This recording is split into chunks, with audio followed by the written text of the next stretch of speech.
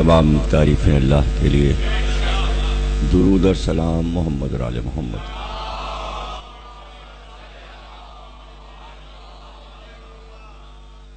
चौदह सौ 36 हिजरी के शहर चेलुम की चौथी तकरीर आप हजरात समाअत फरमा रहे हैं।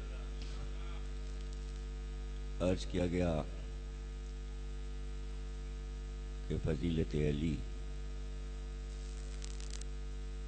एक तोहफा है अल्लाह की तरफ से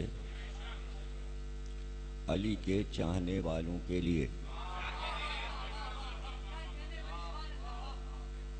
अली उस वक्त भी अफजल थे जब आदम नहीं बने थे।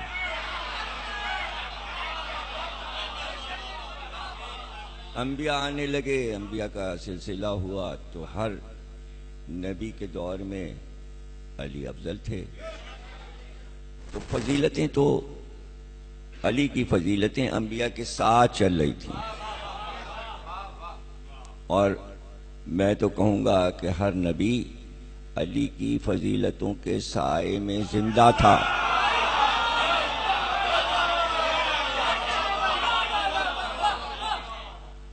और इस घराने को इससे बड़ी अली की फजीलत क्या होगी कि अली के घर के हर शख्स को फजीलतें अता कर दी। अजदाद को फजीलतें दे दी, औलाद को फजीलतें दे दी। जैसा कि कल अर्ज कर रहा था, ये बातें वो इल्म जिसको आप फ़िक़्ह कहते हैं, फ़िक़्ह के मानी है जानना, इल्म के मानी भी हैं जानना। लेकिन फ़िक़्ह ये है कि रिसर्च करके ये बता देना कि आपके मसाइल का हल क्या है। तो फजीलत अली कोई मसला नहीं है।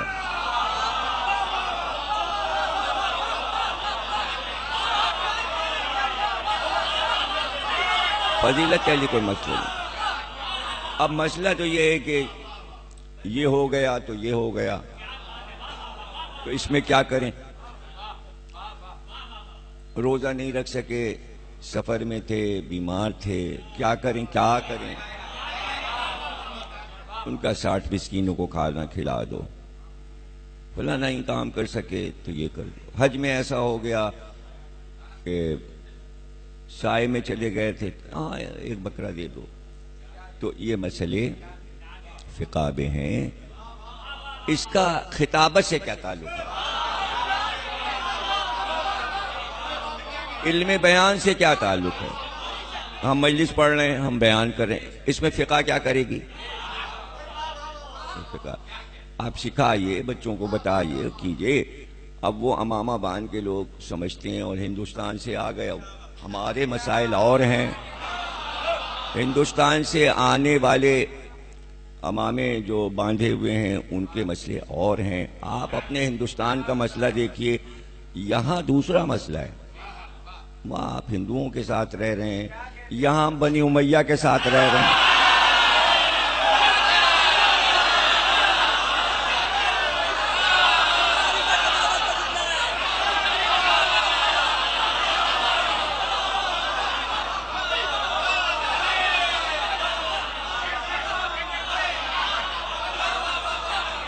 तो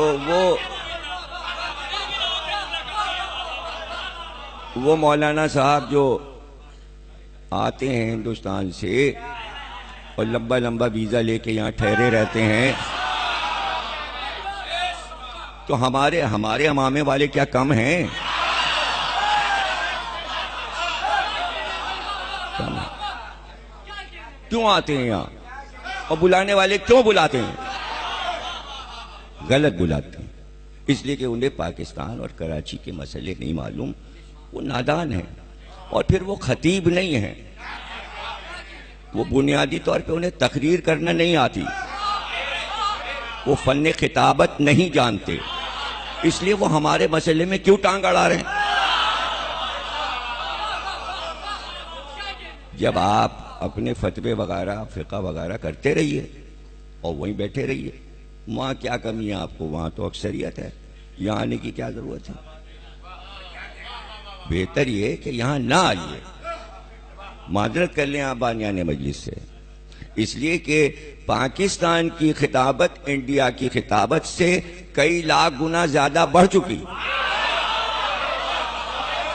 اب وہاں خطابت نہیں رہی، اور آپ تو خیر بنیادی طور پہ خطیب تھے ہی نہیں، تو اپنی فقہ وغیرہ اپنا اس کا بیان کریں، آپ باز کریں، بچوں کو وہیں دلی میں بیٹھ کے مدرسے میں بچوں کو غسل جنابت سکھائیں،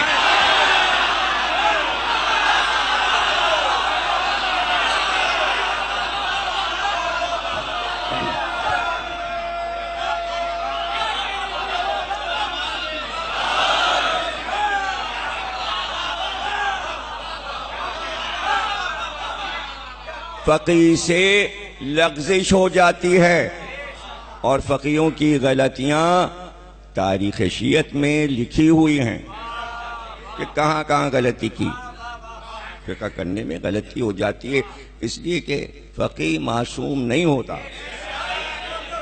فقی معصوم نہیں ہوتا، صرف معصوم ہے، اور سارے انسان خطا کا پتلا۔ آئیے بھائی پتن ادھر بیٹھ جائیں، اوپر بیٹھ جائیں۔ تو یہ خواہ یہ مسئلہ چھیڑنا، دیکھیے فضیلت کیا ہے، فضیلت کیا ہے؟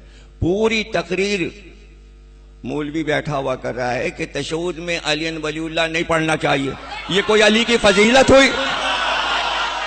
یہ کوئی فضیلت ہوئی؟ علی کے منبر پہ بیٹھا ہے اور علی کی مخالفت کر رہا ہے۔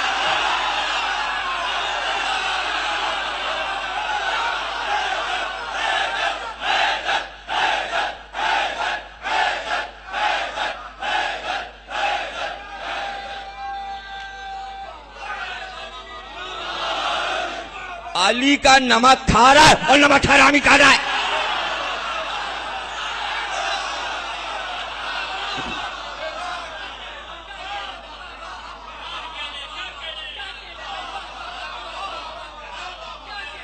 آپ کو پتا ہے علی کے کتنے عدد ہیں؟ جوڑیے، این کے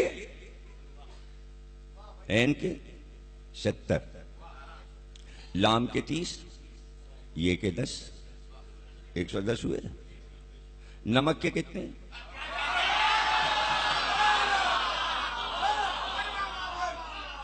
جتنے نمک کے ہیں اتنی علی کے ہیں۔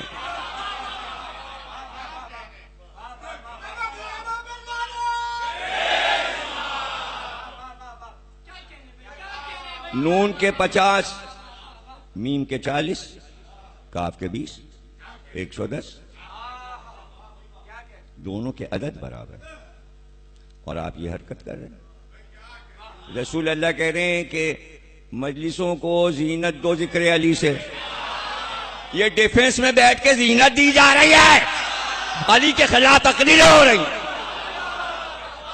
اور سب بیٹھے سن رہے ہیں، اور یہ نہیں اس سے کہہ رہے کہ مجلس کی زینت یہ نہیں ہے جو تو کر رہا ہے، یہ تو مجلس کو گندا کر رہا ہے، برباد کر رہا ہے۔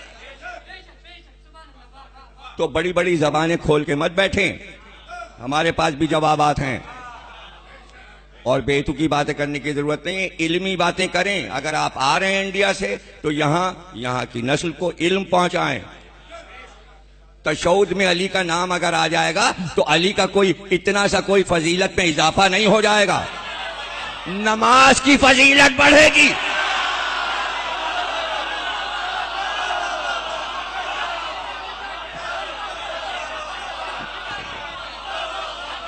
فقی ہیں، یہ نہیں پتا کہ تشہد جو ہے وہ واجب نہیں ہے، بغیر تشہد کے بھی نماز ہو سکتی ہے، علی کے بغیر نہیں ہو سکتی۔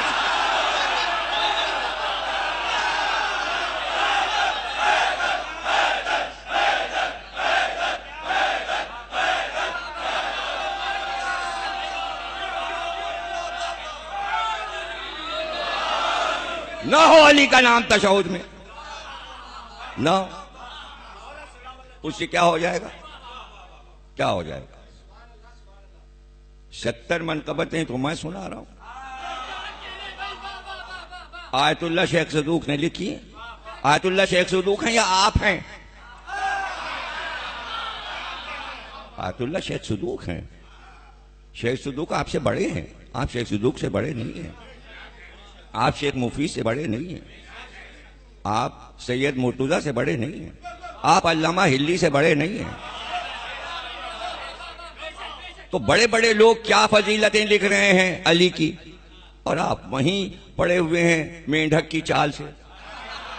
زمانہ کہاں پہنچ گیا، دور کون سا ہے. آپ یہی لیے بیٹھے ہوئے کہ جیسے کوئی نماز آپ کی میراث ہے، آپ نہیں ہونے دیں گے. یا ہونے دینے کا مسئلہ ہی نہیں ہے. یہاں تو مسئلہ یہ جو کچھ ہے اور تھا اس کو نکالنے کا مسئلہ ہے. نکالنے کا مسئلہ ہے. کتابیں پڑھیں، مطالعہ کریں. رسول اللہ نے مسلسل تشہد میں علی ولی اللہ پڑھا. جناب فاطمہ زہرا بھی پڑھتی تھی تشہد میں علی ولی اللہ. امام حسن بھی پڑھتے تھے، امام حسین بھی پڑھتے تھے. اچھا، اب امت کو یہ نام نہیں پسند تھا، نکال دیا. اذان سے بھی نکال دیا، تشہد سے بھی تو امت میں آپ ہیں یا ملت جعفریہ میں ہیں؟ اگر امت میں ہیں تو جائیے علی کا منبر چھوڑیے، جائیے امت کے ساتھ جائیے. امت کچھ بھی کرے ان کے ساتھ کریے، جائیے. مجلس کے تقاضے کچھ اور ہیں. ہم ہر چیز میں امت کا ساتھ نہیں دے سکتے. ہم امت کا ساتھ ہر چیز میں نہیں دے سکتے. ہمیں رونا ہے، ہمیں مجلس کرنا ہے، امت نہیں روتی تو ہم چیز تو ہر بات میں ہم امت کا ساتھ. امت ہمارا ساتھ کہاں دے رہی؟ تو جگہ جگہ سے علی کا نام نکال دیا جائے تو ہم ہر وقت امت کی تعریف کرتے ہیں. ہاں بڑا اچھا کیا، بڑا اچھا کیا. یہ تو کوئی کام نہیں ہوا. تشہد گواہی ہے. قرآن کا حکم ہے کہ علی ولی اللہ تشہد میں کہنا ہے. جگہ جگہ قرآن میں 3 شہادتوں کی بات ہے. شہادتین کا لفظ نہیں ہے. جب 2 ہوتے ہیں تو شہادتین. قرآن میں لفظ شہادتین آیا ہی نہیں. شہیدم آیا یا شہادتا، یعنی 3 شہادتیں دینی ہیں. لا الہ الا اللہ محمد صلی اللہ علیہ ولی اللہ. اللہ کا حکم ہے. جگہ جگہ قرآن میں ہے شہادتیں. 3 شہادتیں. چھپاؤ نہیں، تینوں کا اعلان کرو. غور سے قرآن کو پڑھیں، بے تکی بات نہ کریں. نماز میں اضافے کی بات نہیں ہو رہی.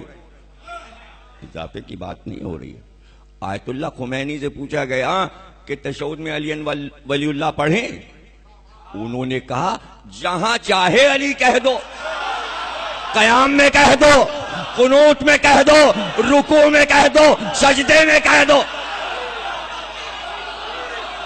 کہیں کہہ دو.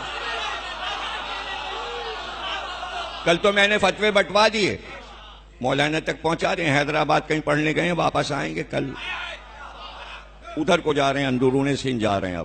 اب وہاں تبلیغ کر رہے ہیں تشہد میں علی نہ پڑھیے گا. تو کل بل آئیں گے تو جا کے دے آئیے گا.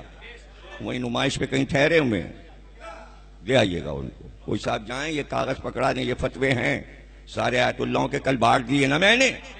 نہیں ملے آپ کو؟ تو کسی کو ملا ہے تو جا کے دے آئے نا.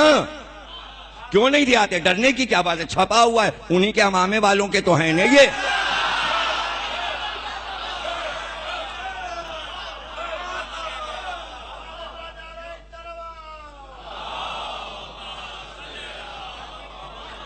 کوئی فن کسی کو ذرا سا آ جاتا ہے، ذرا سا، تو وہ اترانے لگتا ہے. ہاں تم دے آؤ. کہنا میں چیکنگ کرنے آیا ہوں، چونکہ میرا ڈپارٹمنٹ جو ہے وہ انڈین کی چیکنگ ہے. ہاں تمہارا تو ڈپارٹمنٹ نہیں، جتنے انڈین جاتے ہیں تمہارے یہاں اندراج کراتے ہیں. کہنا کچھ آپ کے پاسپورٹ میں گڑبڑ ہے، وہ ہم چیک کر لیں گے.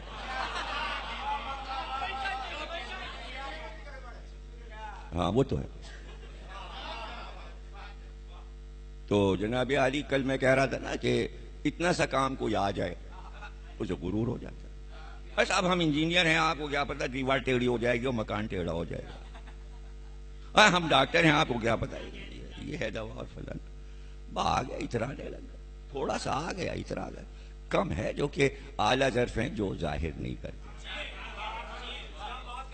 تو تھوڑا سا انہوں نے سیکھا ہی اس لیے کہ اترائیں. اور ایک یہ ہے کہ کچھ بھی نہیں آتا مگر ڈگریاں ہیں. ان کو کیا کہتے ہیں؟ انہیں کہتے ہیں چچا میاں. اب چچا میاں ہر محلے میں ایک چچا میاں ہوتے ہیں، بلکہ ایک محلے میں کئی چچا میاں ہوتے ہیں. ہر بلاک کے چچا میاں الگ الگ ہوتے ہیں. اب وہ کیسے چچا میاں کو ہر چیز پتا ہے، خبر ہے، اور کم از کم قبرستان میں پہنچے ہوئے ہوتے ہیں. پتہ نہیں کیسے پہنچ جاتے. اور جیسے ہی میت اترنے لگے، نہیں ایسے نہیں ہے، ایسے آ گئے چچا میاں. اب چچا میاں کہہ رہے ہیں دیکھیں یہ ہوگا. اب مجلس میں بھی چچا میاں، ہر جگہ چچا میاں. تو عوام والوں کو چچا میاں نہیں بننا ہے. ضروری ہے کہ آپ چچا میاں بن جائیں کہ بس ممبر پہ بیٹھے اور نجف میں بیٹھے ہوئے مجلس پڑھ رہے ہیں. بھائی مجلس آپ کا کام نہیں ہے، تقریر آپ کا کام نہیں. واز کریں، واز. خطیب الگ ہے، واعظ الگ ہے، مجتہد الگ ہے، اس کا کام ہے فتویٰ دینا. ہماری فیلڈ ہے تقریر کرنا، فضائل مسائل پڑھنا ہمارا کام ہے، ہمارے سپرد کیا گیا ہے. ہمارا نام ذاکر حسین رکھا گیا ہے. یہ کام ہمارے، نہ ہم فتویٰ دے رہے ہیں نہ ہم اجتہاد کر رہے ہیں. ہم آپ کے فیلڈ میں نہیں بول رہے ہیں تو آپ ہمارے معاملے میں کیوں بول رہے ہیں؟ یہ خطابت میں آپ کیوں بول رہے ہیں؟ آپ کا کام خطابت نہیں ہے. آپ فتوے دیجئے، جائیے لکھ کے دیجئے، زبانی دیجئے، بیٹھ کے دیجئے. تو اب فقی بیٹھ گیا، اس نے کہا بھئی حضرت عباس کو تو فقہ معاذ اللہ آتی نہیں تھی. کل پڑھا نا میں نے. لکھنے والے وہی انڈیا کے مولانا آیت اللہ وہ بھی ہیں، ذیشان جوادی صاحب، الہ آباد کراری کے رہنے والے. ان کی کتاب العباس میں ان یہ واقعہ لکھا. اب رات کو وہ خود ہی فقی نے جب توبہ کی تو قصہ بتایا، ورنہ دوسرے کو کیسے پتا؟ تو ایسی فقہ کے اس کام کی بعد میں توبہ کرنا پڑے.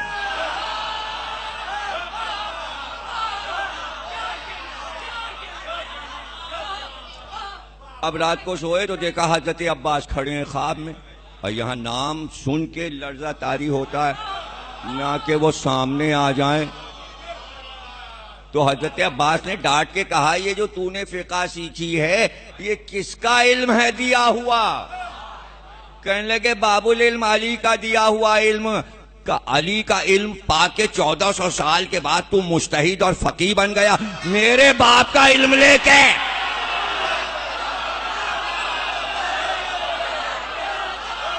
میرے باپ کا علم سیکھ کر تو مجتہد بنا ہے، فقیہ بنا ہے، اور جس نے علی کی زبان چوسی ہے.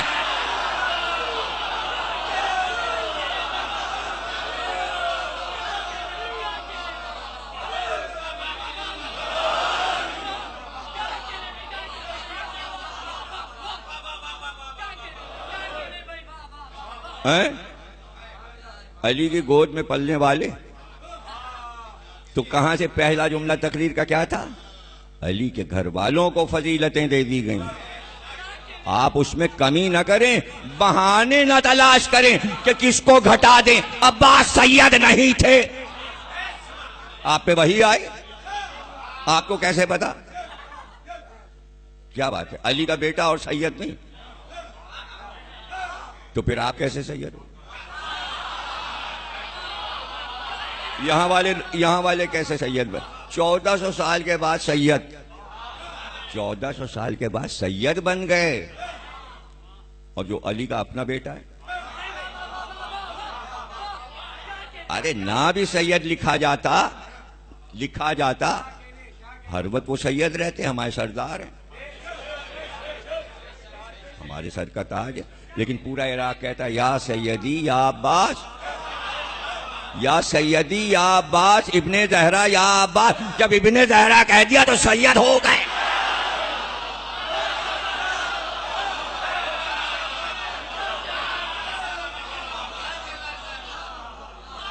یہ پیچھے تمہارے ایک لڑکا بیٹھا ہے جو ٹوپی لگائے ہوئے، یہ دیکھو، یہ خوب مجلس میں واہ واہ کرتا ہے، اور کل غائب ہو گیا. پرسوں تھا. تو اس کو کہنا کہ یا تو آؤ نہیں، اور آؤ تو پابندی سے آؤ، اس لیے کہ ہر ایک پہ پڑتی ہے نظر. اب وہ جگہ ہوتی ہے خالی، جو ناغہ کرتا ہے نا تو اس کو نظریں ڈھونڈی کہاں گیا. ایک تو سارے لوگ اپنی جگہ بدلتے ہیں سوا بھائی پتن کے، وہ بیٹھتے ہیں کھمبے کے پاس. اس میں ایک خاص بات ہے کہ جگہ اپنی مقرر کرنی، یہ نہیں روز جگہ چینج. اب ہمیں روز اپنی نظروں کی سیٹنگ کرنی پڑتی ہے. اب اس میں مجلس بھی پڑھ رہا ہوتا ہوں، یہ بھی سوچا کہ یہ جو ہیں پرسوں وہاں بیٹھے تھے اور کل یہاں بیٹھے تھے اور آج یہاں بیٹھے ہیں اور وہ غائب تھا. یہ اتھر جگہ بدلتے ہیں. ایک سوا دیباج کے کہ یہ تو سامنے بیٹھتا ہے جون آگے. نہیں مظاہر صاحب آپ اپنی بات نہ کریں، آپ تو ظاہر ہیں. مظاہر کیا معنی ہے؟ ظاہر. اور جب بعض لوگوں سے میں نے کہا تم کدھر تھے، کہہ رہے وہ دیر ہو گئی تھی تو وہاں تھے. ارے میں نے کہا جیسے جاوید پھلانگ کے آتے ہیں تم بھی پھلانگ کے آؤ، جگہ اپنی جگہ پہ پہنچو، اس میں کوئی حرج نہیں. میں جب 5 سال کا تھا چاہے جتنی مجلس میں دیر ہو جائے، چونکہ میں بالکل ممبر کے سامنے بیٹھتا تھا، یہ میں نے اپنی عادت بنائی ہوئی. کوئی پڑھے. اچھا آپ دیکھیں 5 سال کا تھا نا میں، تو میں آگے جاتا تھا. تو 1976 میں جب میں لکھنؤ گیا تو ایک بڑے میاں چھڑی لے کے، ارے بھائی ضمیر کہاں ہیں؟ لوگ علامہ صاحب یہ ہیں. ارے نہیں وہ ہمارے لیے تو ضمیر ہے. سب نے کہا کیوں بھائی؟ وہ علامہ صاحب ہیں پاکستان سے آئے ہیں. نہیں ہمارے لیے ضمیر ہے. کیوں؟ کہنے وہ 5 سال کے تھے، جناب کی مجلس میں آتے تھے تو میں گود میں لے کے انہیں آگے بٹھاتا تھا. یہ ان کی ڈیوٹی تھی، وہ بتانے آئے تھے. اب ظاہر ہے لوگ کھڑے ہو کے 5 سال کے بچے کو جگہ تھوڑی دیں گے، تو وہ جانتے تھے یہ مجلس کے شوقین ہے تو وہ گود میں لے کے آ گئے. وہ دن آج کا دن میں آگے بیٹھا ہوں، ہمیشہ میں سب سے آگے بیٹھا. اور مولانا قلب حسین صاحب کبن صاحب کی مجلس میں جب سب سے آگے بیٹھتے تھے تو وہ سامنے بیٹھے ہوتے تھے. اچھا اس شوق میں بھی آگے بیٹھتے تھے کہ جناب قریب بیٹھے ہوئے ہیں تو جناب کہتے تھے چپکے چپکے کہتے ہیں وہ سلام پڑھ رہا ہے، سلام پڑھنے والا آگے تو بیٹھے ہو رونا پڑے گا. تو پہلے کہتے تھے رونا پڑے گا مصائب میں. تو پھر جب کہہ دیا جناب نے تو رومال منہ پہ لگا کے پھر تو دوڑے مار مار کے مصائب میں بے ہوش ہوئے جا رہے ہیں. تو رونا، فضائل پڑھنا، مصائب پڑھنا بچپن سے زیر منبر بیٹھے تھے. اب زیر منبر ہو گئے تو زمین سے منبر پہ کیسے آ گئے؟ یہ کون کرتا ہے؟ کس کے اشارے پہ ہوتا ہے؟ اللہ کا نام ہے رفیع الدرجات، درجوں کا بلند کرنے والا. تو اللہ نے دیکھا کہ بھائی یہ ہمارے علی کے فضائل پہ بڑی تعریفیں کرتا ہے، جھومتا ہے، درود پڑھتا ہے، اس کو تھوڑا سا درجے بلند کر دو. 1 2 3 چوتھے درجے پہ پہنچ گیا، زمین سے یہاں تک. لکھنؤ کا ممبر ہو تو 5ویں زینے تک آ گئے. 4 ہی کا ہے یہ، تو 1 چھوڑنا ہے. 4 میں 1 چھوڑا تو تیسرے پہ آئیں گے. 7 زینوں کا ہے تو 2 چھوڑیں گے تو 5 پہ آئیں گے. رفیع الدرجات اللہ کا نام ہے، جس کا درجہ بلند کر دے. کیسے بلند کر دے؟ بلند کر دیا.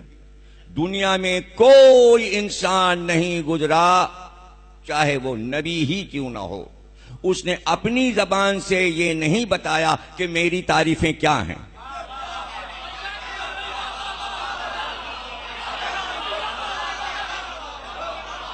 میری تعریفیں کیا ہیں؟ دنیا میں 2 کو زیب دے گیا کہ ساری تعریفیں میری ہیں. یا اللہ کہتا ہے یا علی کہتا ہے.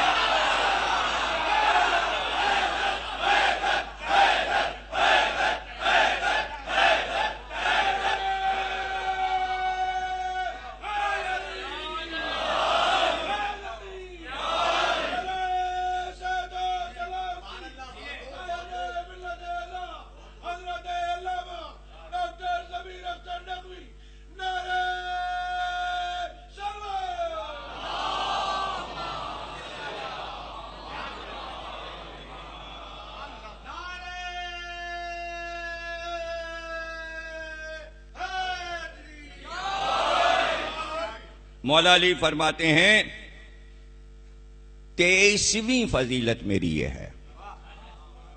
کل ہم 22 پر تھے، 23ویں فضیلت ہماری یہ ہے کہ رسول خدا نے مجھے اپنی حیات میں اپنی انگوٹھی زیرہ اور کمر کا پٹکا عطا کیا اور اپنی تلوار میرے گلے میں حمائل کی، جبکہ آپ کے تمام صحابہ وہاں موجود تھے اور میرے چچا عباس بھی وہیں پر تھے، مگر اللہ نے ان سب کو چھوڑ کر صرف مجھے یہ شرف بخشا، اللہ نے دیا، نبی نے۔ علی کہہ رہے ہیں اللہ نے مجھے یہ شرف بخشا، یعنی اللہ کے حکم پر نبی نے ایسا کیا۔ علامہ ہلی نے، وہ بھی آیت اللہ ہے، پوری کتاب اس پہ لکھی ہے کہ علی کی وراثت کیا ہے، پوری کتاب لکھی ہے وراثت، اس کا نہیں، وراثت کیسے ملتی ہے۔ تو اب رسول اللہ کے پاس کیا تھا، رسول اللہ کی خاص چیزیں کیا تھیں؟ نہ مکان کی بات ہے، نہ زمین کی، نہ باغ کی، نہ دولت کی، نہ پیسے کی، بلکہ سرکار کے وصال کے بعد تو یہ کہا گیا چھوڑا ہی کیا، رسول اللہ نے ترکے میں کچھ چھوڑا ہی نہیں۔ کیسے چھوڑتے، جو تھا وہ زندگی میں کسی کو دے دیا، فدق پاس تھا تو زہرا کو دے دیا۔ اب اس کے بعد کیا کیا تھا، ایک رسول اللہ کی انگوٹھی تھی جس سے آپ مہر لگاتے تھے، جس سے دستخط ہوتی تھی، جس کی وجہ سے پتہ چلتا تھا اللہ کے رسول ہیں، خط لکھا مہر لگا دی، اسی میں مہر لگی تھی، وہ علی کو دے دی۔ اور ایک زیرہ تھی جو جنگ میں پہنتے تھے، اور تلوار تھی۔ یہ سب مسجد میں اعلان ہوا، آ جاؤ بھئی، علی کو رسول اللہ اپنی وراثت آج دیں گے۔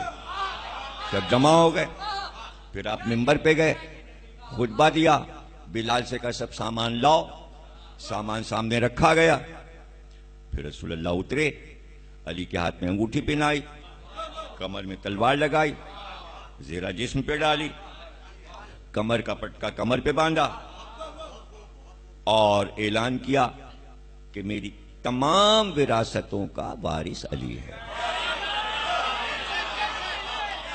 اب سوال یہ ہے کہ اگر کوئی اور رسول اللہ کا وارث بنا تھا تو علی کے پاس آ کے کہتا میں وارث ہوں، انگوٹھی بھی دو، زیرہ بھی دو، تلوار بھی دو۔ پتہ چلا حکومت کے کام کی یہ چیزیں نہیں تھیں، تلوار تو بالکل ہی ان کے کام کی نہیں تھی۔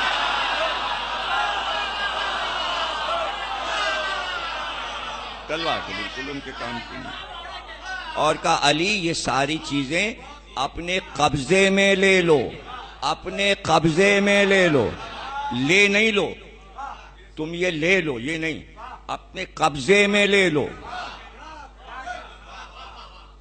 بھولنا نہیں ہے یہ لفظ قبضہ، میرا اس پہ قبضہ ہے۔ جب قبضہ ہو جاتا ہے اور قبضہ علی کا ہو، علی کا پنجہ ہو، اب کوئی چھین نہیں سکتا۔ علی یہ عالم تمہارا، علی نے قبضے میں،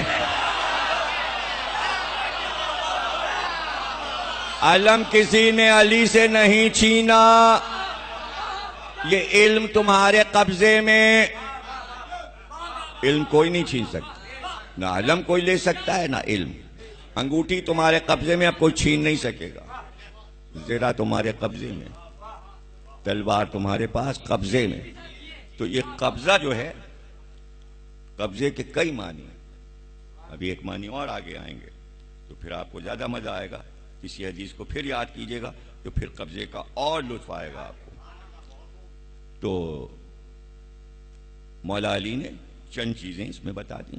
تاریخ لکھتی ہے گھوڑا بھی تھا، وہ باہر کھڑا ہوا تھا، چونکہ مسجد میں جتنی چیزیں تھیں اس کا ذکر کر دیا، وہ چبوترے کے باہر تھا۔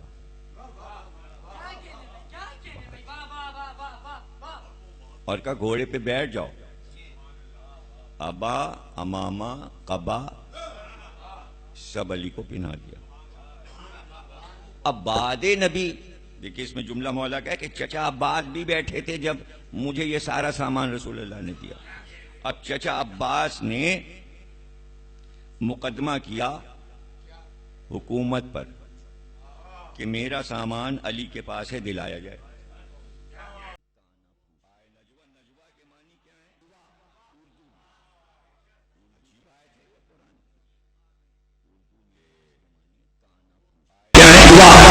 کام ہے کانا پھوسی کرنا، کتنے لوگ کرتے ہیں؟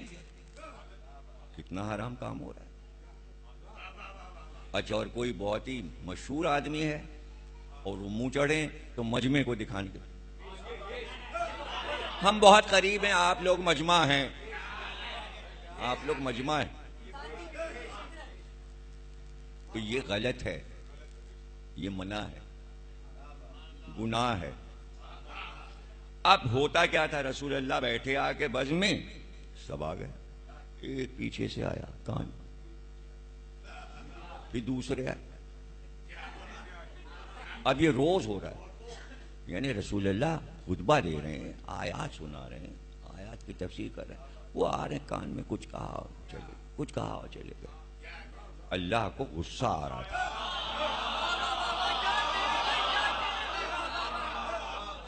اللہ کو غصہ آ رہا تھا، اس لیے کہ بار بار تقریر اور خطبہ ٹھہر جاتا تھا ان کی کانا پھوسی کی وجہ سے۔ ایسی آیت اتاری، آیت اتری، اگر کانا پھوسی کرنی ہے تم کو تو مسجد کے باہر کچھ پیسے دو، خیرات کرو، اور ایک بات پر ایک سکہ دینا ہوگا، یہ نہیں کہ ایک ہی پیسے میں 10 بار، ایک ہی بات پوچھنی ہے بس، دوسری نہیں۔ آؤ سارا مجمع مسجد کے باہر، رسول اللہ اکیلے، اکیلے، اب وہ انتظار میں بیٹھے، کوئی تو آئے، کوئی تو آئے۔ اللہ کا حکم آیا۔ اب علی کیا فرماتے ہیں؟ علی فرماتے ہیں اولین و آخرین میں قرآن میں ایک آیت ایسی ہے جس پہ کوئی عمل نہ کر سکا سوا میرے۔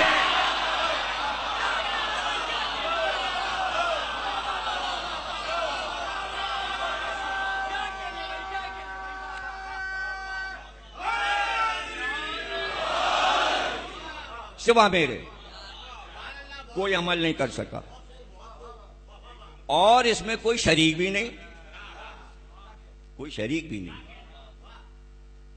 آئے مباہلہ میں مولا علی کے ساتھ سب شریک ہیں، آئے درود میں پنجتن شریک، آئے مودت میں رسول اللہ بھی شامل، مباہلے میں رسول اللہ بھی شامل۔ اس آیت میں کوئی علی کا شریک نہیں، کوئی شریک نہیں، تنہا یہ آیت۔ اور اہل سنت والجماعت کے بڑے بڑے مفسرین جنہوں نے قرآن کی تفسیر لکھی، زمخشری، بہت بڑے مفسر ہیں، زمخشری، جلال الدین سیوطی، محی الدین عربی، یہ سب بڑے مشہور، امام فخر الدین رازی، 4 بڑے پلر ہیں اہل سنت کے جنہوں نے تفسیر لکھی، بڑے عالم ہیں۔ ان چاروں نے اپنی اپنی تفسیر میں لکھا کہ یہ آیت صرف علی کی شان میں ہے۔ مولانا مودودی نے 6 جلدیں لکھی ہیں تفسیر قرآن۔ اب اردو کی بات کر رہا ہوں، وہ تو عربی کی ہو گئی، اپنے ملک کی بات کر رہا ہوں۔ یہاں اچھرا لاہور میں بیٹھ کے، اچھرا محلے کا نام ہے لاہور کے، جہاں جماعت اسلامی کا ہیڈ آفس ہے، وہاں بیٹھ کے مولانا مودودی نے 6 جلدیں قرآن کی تفسیر لکھی، اور طے کر کے بیٹھے تھے پورے قرآن میں ایک بھی فضیلت علی کی نہیں لکھیں گے، اور نہیں لکھی۔ پورے قرآن میں کہیں علی کی کوئی فضیلت، جب یہ آیت آئی مودودی نے کہا یہ آیت تو علی کے لیے آئے۔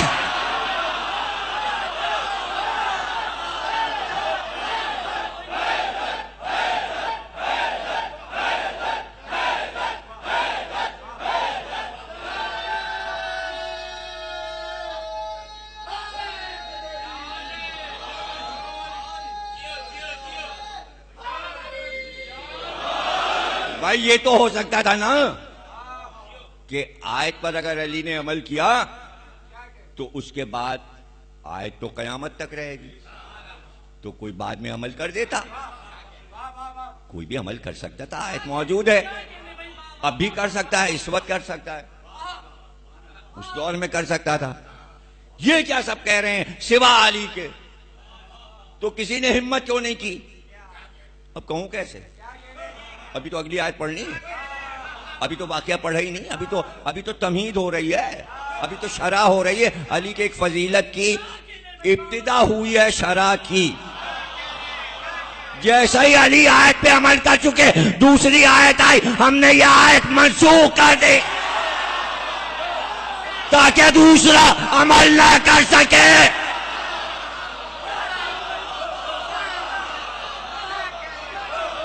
منسوخ۔ آج آپ کو یہ بھی پتا چل جائے گا کہ ایک آیت قرآن میں منسوخ کیسے ہوتی ہے۔ اسی کے پاس دوسری لگی ہوتی ہے، اس میں اعلان ہوتا ہے پہلی والی آیت منسوخ۔ جب وہ سنائیں گے آپ کے سمجھ میں آ جائے گا۔ تو الگ سے کسی کو کہنا نہیں ہے کہ یہ آیت منسوخ ہے، جب تک وہاں اعلان نہ ہو آیت منسوخ نہیں ہے۔ کہتے ہیں نا قرآن میں ناسخ و منسوخ ہے، محکم و متشابہ ہے۔ یہ آیت واضح دلیل ہے کہ اوپر کی آیت یہ ہے منسوخ ہوئی ہے، نیچے لکھا ہے ہم نے منسوخ کیا۔ اب وہ وجہ بتائے گا اللہ کہ کیوں منسوخ کیا۔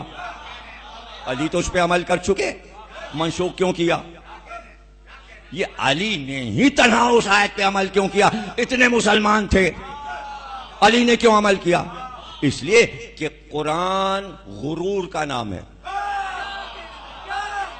ہر آیت کا ایک غرور ہے، میں اتری ہوں آسمان سے، میں یہ کہہ رہی ہوں، لہجے سے سمجھو، آیت کہہ رہی ہے میں کہہ رہی ہوں عمل ہو، اور کوئی عمل نہ کرے، آیت کا غرور ٹوٹ گیا۔ علی نے عمل کر کے بتایا قرآن کا غرور میں ہوں۔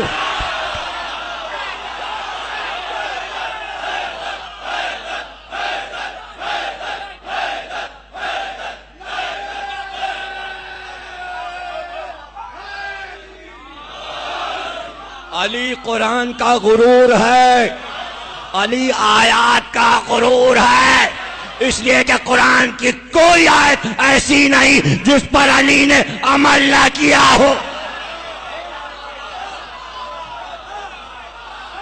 کوئی آیت ایسی نہیں۔ یہ تو بہت آسان جملہ کہہ دیا، ابھی دوسرا رخ کہوں گا تو کیا عالم ہوگا آپ کا۔ قرآن کی کوئی آیت ایسی نہیں جس پر علی نے عمل نہ کیا ہو، علی کا کوئی ایسا عمل نہیں جس پہ آیت نہ آئے۔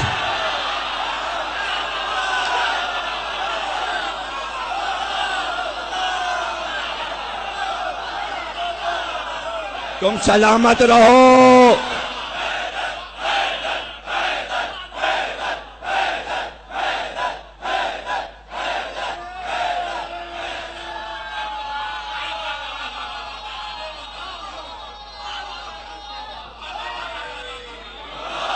جیو سلامت رہو، تمہارے گھر آباد رہیں، تم خوش رہو، اسی طرح بلائے علی میں زندگی تمہاری عمر نو ہو جائے۔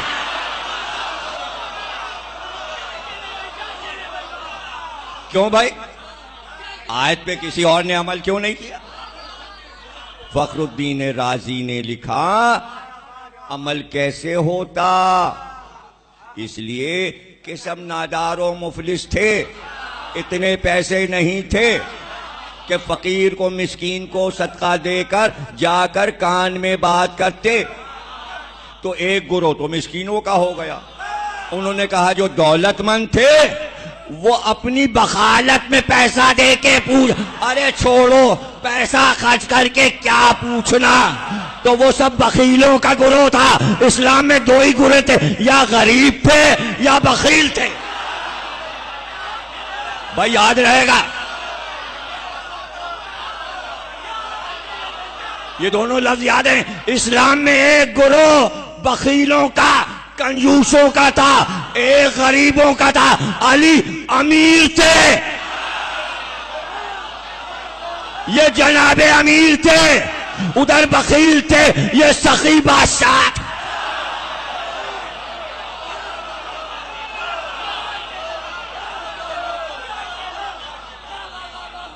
آپ لوگ گواہ رہیے گا، سب کو میں گواہ بنا رہا ہوں. جو لوگ یہ کہتے ہیں علی کی فضیلتیں کتاب میں لکھی ہیں، وہ سب ہم سن چکے. میں ایک ایک فضیلت میں 50 فضیلتیں نکال کے دکھا رہا ہوں. اس کے کیا معنی ہے؟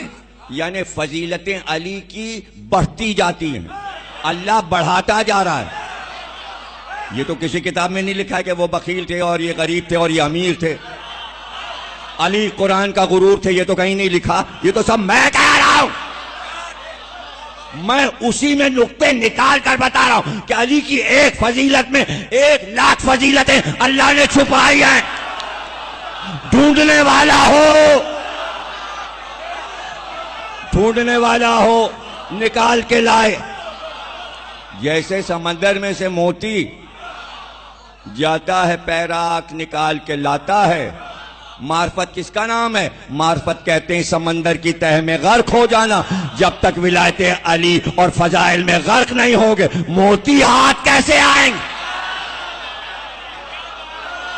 معرفت میں ڈوب جاؤ تاکہ فضیلت میں فضیلت ڈھونڈتے جاؤ. مسجد خالی ہو گئی، سب باہر سڑک پر. مولا علی کو رسول اللہ نے بلایا کہ علی یہ آیت آئی ہے. اللہ کہتا ہے نجواکم، اگر کانا پوسی کرنی ہے کان میں تو کچھ صدقہ دو. یا علی کیا مقرر کیا جائے؟ سب پر کیا مقرر کیا جائے؟ حضرت علی نے کہا 1 درہم. ارے علی یہ بہت زیادہ ہے، یہ نہیں دے پائیں گے. یہ رسول اللہ اور علی میں باتیں ہو رہی ہیں مسجد میں. تم کہہ رہے ہو 1 درہم، یہ نہیں دے پائیں گے. حضرت علی نے کہا آدھا درہم. یا رسول اللہ آدھے درہم پہ اعلان کیے دیتا ہوں. کہا نہیں، یہ آدھا درہم بھی نہیں دے پائیں گے. تو حضرت علی نے کہا ایک جو کتنا بڑا ہوتا ہے؟ جیسے علی نے کہا 1 جو، رسول اللہ نے کہا 1 جو کے برابر سونا.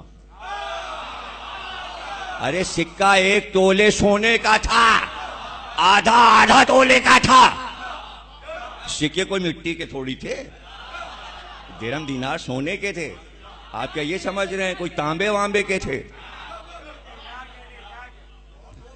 یہ روم سے بن کے آتے تھے، سکے روم سے بن کے آتے. عربی سکہ آج بھی بڑا ہے، درہم دینار آج بھی بڑا ہے. جو تنخواہیں دبئی میں پاتے ہیں ان سے پوچھئے، چھپاتے ہیں. کویت سے پیسے کتنے لاتے ہیں؟ شارجہ سے، سعودی عرب سے.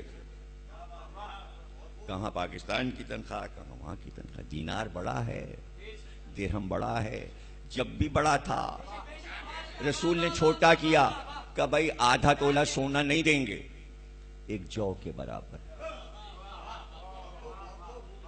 کا جو علی اعلان کر تو 1 جو کے برابر. 1 جو کے برابر اعلان ہوا، پھر بھی کوئی نہ آیا.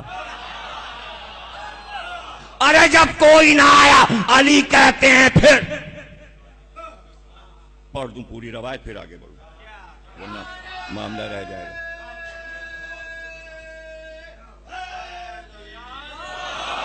فرمایا کہ سورہ مجادلہ کی آیت 12 آئی تو میرے پاس، پہلے مولا کا قول پڑھ دوں پھر میں پڑھتا ہوں. تو میرے پاس 1 دینار تھا، مولا فرماتے ہیں، جسے میں نے 10 درہم کے عوض تبدیل کرا لیا، جسے آپ بولتے ہیں کھلا چھٹا. 100 کا نوٹ جب آپ کھلائیں گے 10 کے کیا نوٹ ملیں گے؟ 10. علی نے 1 دینار کھلایا، 10 درہم مل گئے، تبدیل کرا لیا علی نے. لہذا میں جب بھی آپ سے سرگوشی کرنے مسجد میں جاتا تو اس سے پہلے 1 درہم صدقہ کر دیتا، جبکہ باخدا مجھ سے پہلے یا میرے بعد آپ کے کسی صحابی نے ایسا نہیں کیا. تو اس پر اللہ نے یہ آیت نازل کی. کون سی آیت نازل کی؟ اشفقتم ان تقدموا بین یدی نجواکم صدقات فَإِذْ لَمْ تَفْعَلُوا وَتَابَ اللَّهُ عَلَيْكُمْ. یہ ہے مجادلہ کی 13ویں آیت. اب ترجمہ پڑھ دو. کیا تم لوگ منسوخ ہو رہی آیت؟ پہلی آیت منسوخ ہونے جا رہی ہے. دیکھیں کیسے منسوخ ہوتی ہے. کیا تم لوگ اس بات سے ڈر گئے کہ کان میں بات کرنے سے پہلے خیرات کر لو؟ جب تم اتنا سا کام نہ کر سکے تو خدا کی قسم اب تم اپنے گناہ سے توبہ کرو۔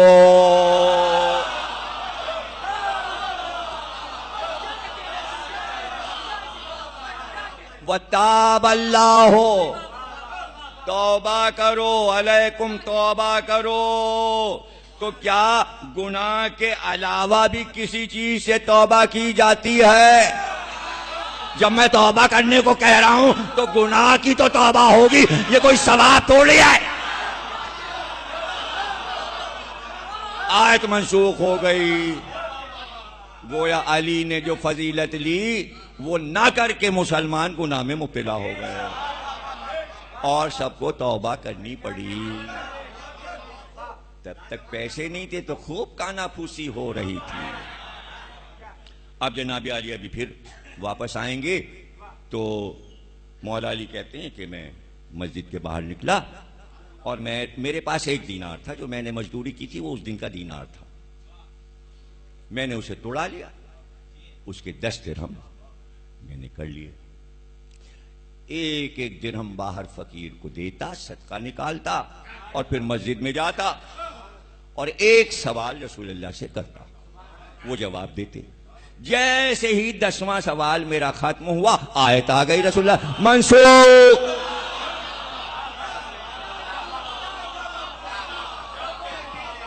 اچھا آپ دیکھیں یہ جو مولا علی سوال کریں گے، شہر اندر، دروازہ شہر کے پاس، دروازہ پوچھ رہا ہے شہر سے، تو کیا دروازے کو شہر کی خبر نہیں ہے؟ خبر تو ہے لیکن آپ کو شہر کی خبر نہیں۔ بہت سی بلڈنگیں ایسی ہیں جس کی آپ نے دروازے دیکھیں اندر نہیں گئے۔ اب ایک ٹاور جا رہا ہے آدمی تو اسٹیٹ بینک کا دروازہ دیکھ رہا ہے، ضروری ہے کہ سب اسٹیٹ بینک میں گئے ہوں، اور اگر گئے بھی ہوں تو آگے کے حال کے علاوہ پیچھے کیا ہے؟ یہاں بہت سارے نوٹ چھپے رکھے ہیں، وہاں کوئی گیا؟ جا ہی نہیں سکتا، کروڑوں نوٹ بھرے رکھے ہوئے، اور ایک کمرہ بہت بڑا، کہیں سننا لے سی آئی ڈی والا کہ ضمیر اختر نے بتا دیا ایک بہت بڑا کمرہ ہے سونے سے بھرا ہوا ہے، سارے پاکستان کا سونا اسٹیٹ بینک میں رکھا ہے۔ ایسے ہی کہہ رہا ہوں، دشمن کے کان بہرے، خدا کرے دشمن نہ سنے، پاکستان کا دشمن نہ سنے، وہاں آپ جا سکتے ہیں۔ اچھا وہ بھی چھوڑیے، ملیر جا رہے ہیں، مرتضیٰ بھائی نے بلایا ہے، ان کے کھانا ہے نہیں کیا آپ پہنچ جائیں مثلاً، تو ملیر جا رہے ہیں۔ اب جہاں پہ پٹری آتی ہے وہیں الٹے ہاتھ کو دیکھیے، اندر جہاں جہاں پٹری چلی گئی دیوار کے ساتھ لائٹیں لائٹیں لائٹیں، یہ کیا بلڈنگ ہے بھائی؟ اس کے اندر نوٹ چھپتے ہیں، اسی کے اندر نوٹ چھپتے ہیں، خدا کرے ملیر والے نہ سنیں۔ دروازہ تو دیکھا ہے، اندر کیا ہو رہا ہے، نوٹ کیسے چھپتے ہیں ہم کو نہیں پتا۔ صرف مثال بچوں کے لیے دینی تھی کہ دروازہ دیکھ لینا، بس پتہ چل جاتا ہے بلڈنگ میں کیا ہے۔ تو کہا علی دروازہ ہے، میں شہر ہوں، جب تمہیں دروازے پہ مل ہی جائے گا تو پھر شہر میں آنے کی کیا ضرورت؟ تو اب دیکھیں جب دروازے پہ کوئی آئے گا مانگنے تو دروازہ شہر سے ہی تو لے کے دے گا۔ اب چونکہ اللہ نے کہا تھا 1 درہم صدقہ کرو پھر کچھ لو، تو علی نے امت سے کہا ہم لے کے دیتے ہیں، تو شہر کے پاس آئے، اب لیں گے امت کو دیں گے۔ علی اپنے لیے نہیں پوچھ رہے، صدقہ بھی دیا ہے امت کے لیے تاکہ امت کو پتا چلے کہ شہر کے اندر 10 مسئلے چھپے ہوئے تھے جو امت کو نہیں پتا۔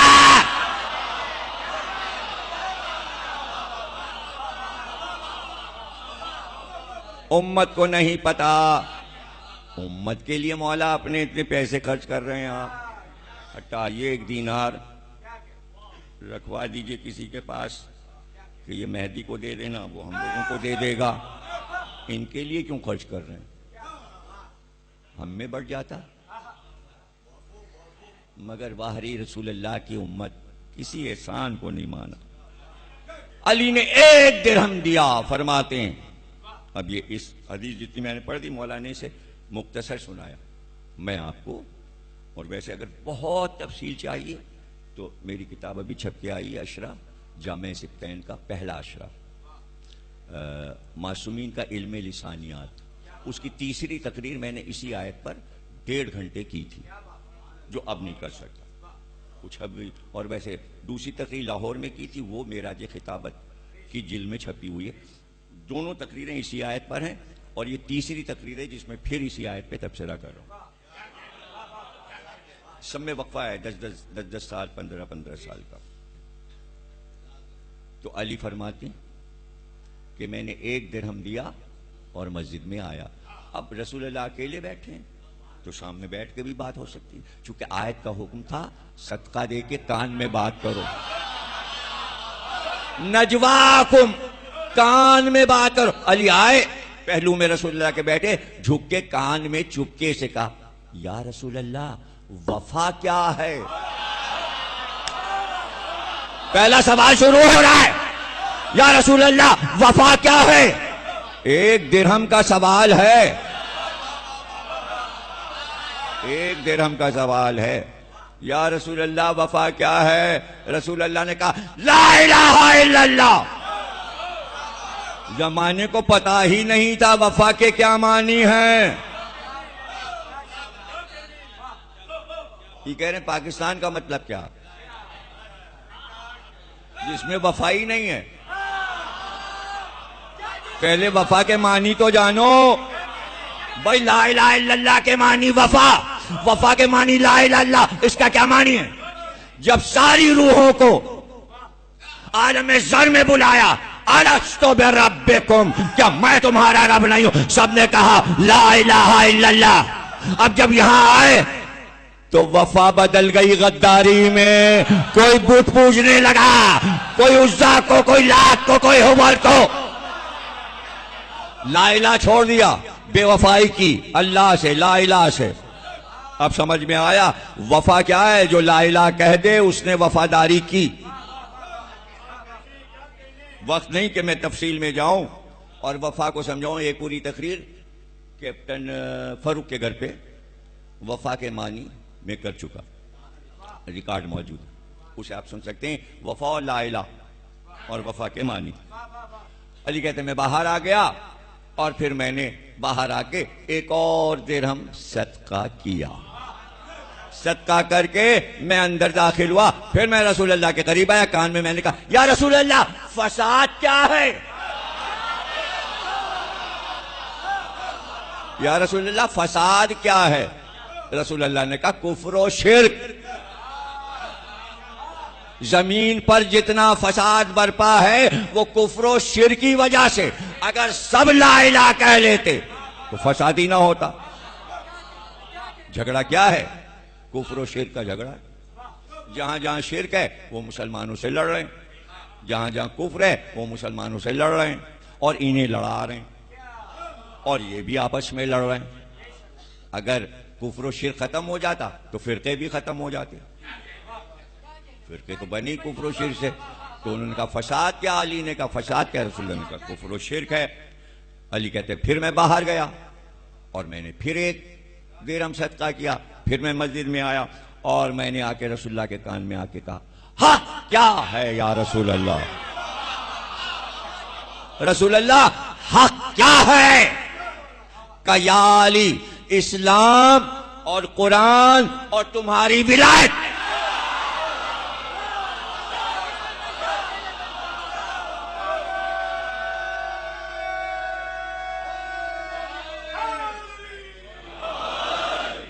اب وہ میں اشارہ کر رہا تھا نا کہ علی اپنے قبضے میں لے لو. اب وہ لفظ آپ کے کام آئے گا. حق کے معنی کیا ہے؟ یہ تو جواب دیا نا رسول اللہ نے. لغوی معنی کیا ہے؟ جب آپ لغت کھولیں گے تو حق کے معنی ہے قبضہ. نہیں، کون سا قبضہ؟ یہ والا نہیں، جو دروازے کے پٹ میں قبضہ لگتا ہے، جس پہ دروازہ گھومتا ہے. ایک ہے چوکھٹ بازو، بازو لگایا گیا وہ پہلے لگ جاتا ہے، پھر اس میں پٹ لگانا ہے. اب وہ گھومے، ادھر بھی آئے ادھر بھی جائے، ادھر بھی آئے ادھر بھی جائے، تو قبضہ لگایا. اس قبضے کو کہتے ہیں حق. عربی میں قبضے کو کہتے ہیں حق. دروازہ بازو پہ گھوم رہا ہے. اسلام بازو ہے، قرآن دروازہ ہے، اور قبضہ ولایت علی ہے. ولایت علی نہ ہو تو دروازہ نہ کھلے نہ بند.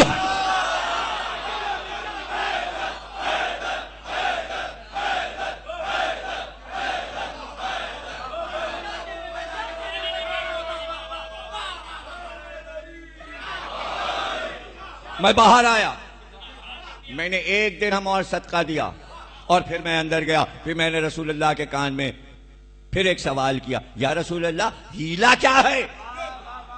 ہیلا کیا ہے؟ کہ ہیلے کو ترک کر دینا. اب میں ترجمہ کر رہا ہوں تاکہ جلدی سے آپ کے سمجھے. ہیلا آپ بولتے رہتے ہیں لیکن یہاں نہیں سمجھ پا رہے. ہیلا کے معنی ہے سیاست، سیاست کے معنی ہے مکاری، عیاری، بدماشی، گنڈے بازی. علی نے کہا یا رسول اللہ سیاست کیا ہے؟ کہ سب سے بڑی سیاست ہے سیاست کو ترک کر دینا. ابھی بہت سے لوگ سمجھے نہیں. غدیر میں اعلان ہوا تھا علی پہلا خلیفہ. مدینے والوں نے سقیفہ میں سیاست دکھائی اور کہا علی کو خلیفہ نہیں مانے. علی نے سیاست ترک کر دی.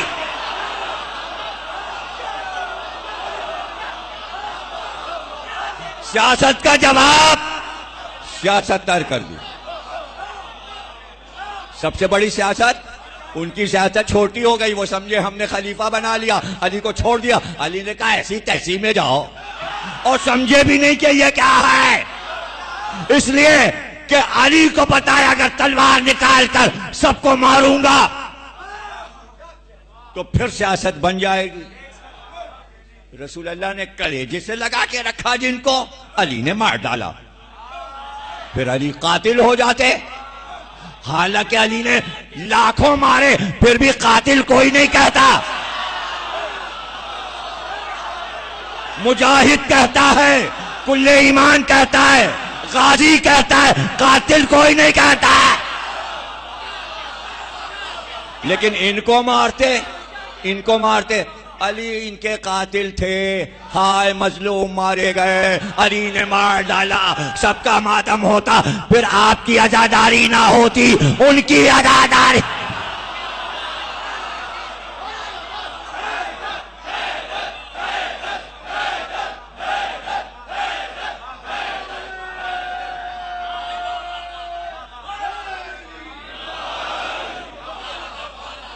آپ سمجھے؟ آپ صلح حسن کیا ہے؟ چڑھائی کی ہوئی تھی حسن پر کہ ہم آپ کو حکومت نہیں کرنے دیں گے. سیاست ہو رہی تھی حسن کے ساتھ. کہا لے یہ تخت اور یہ لے تاج، سیاست کو ترک کر دیا، اب تو چلا لے. اب تک لعنت ہو رہی.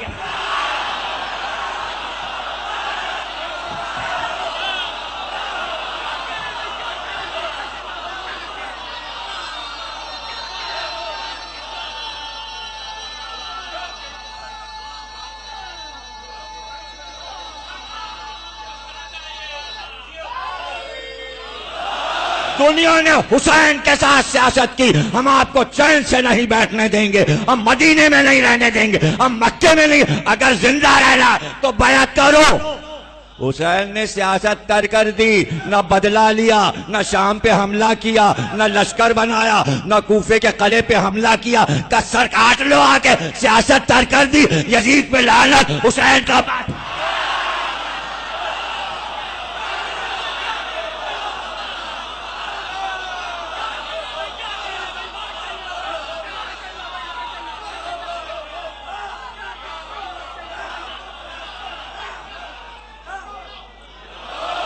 ہیلا کیا ہے یا رسول اللہ؟ ہیلے کو ترک کر دینا.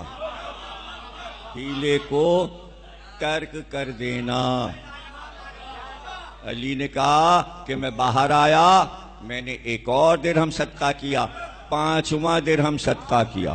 پھر مسجد میں گیا، کان میں رسول اللہ کے پوچھا یا رسول اللہ مجھ پہ کیا فرض ہے؟ مجھ پہ کیا فرض ہے؟ کہ حلال کھاؤ اور سچ بولو.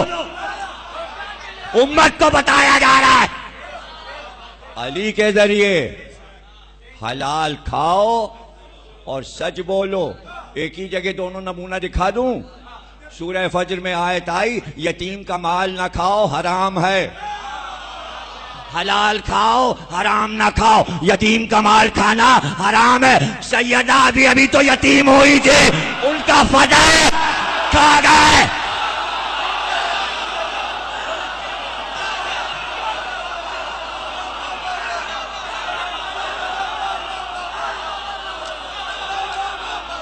اور پھر کہا رسول اللہ نے سچ بولو. زہرا نے کہا میرا حق ہے, تو کہا جھوٹ.